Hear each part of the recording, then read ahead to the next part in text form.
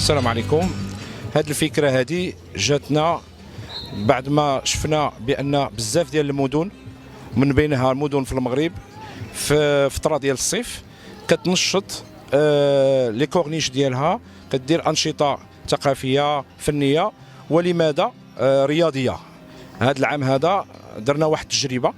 هذه التجربة هذه باش نحاولوا نشوفوا واش عندنا القدرات أن ننظموا دوري استعراضي في كرة السلة، باش نعرفوا بالفريق ديالنا ونعرفوا بأن راه حنايا في هذا العام هذا طلعنا القسم الوطني الممتاز، والحمد لله راه شفنا واحد العدد ديال الجمهور والإقبال من الناس اللي واقفين معنا الحمد لله.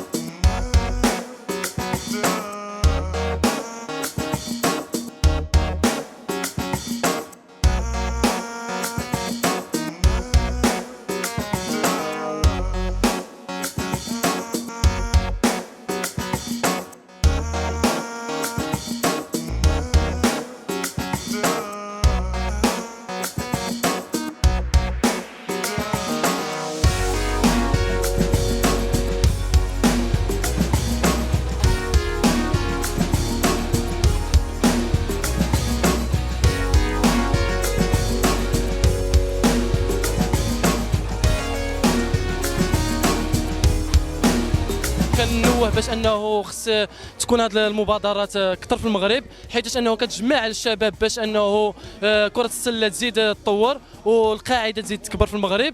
وشكرا على كل حال.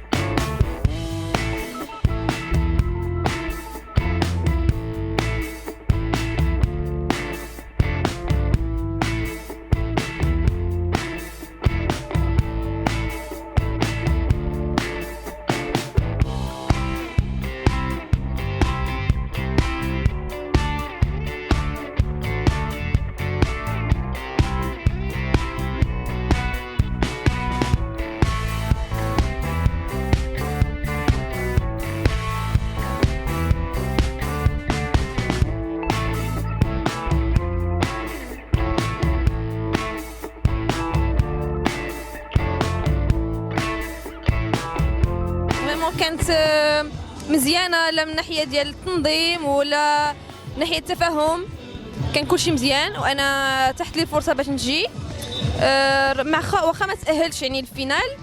بحق عجبني الحال، وبحال هاد لي تورنوا كنحتاجوهم بزاف يكونوا في الصيف.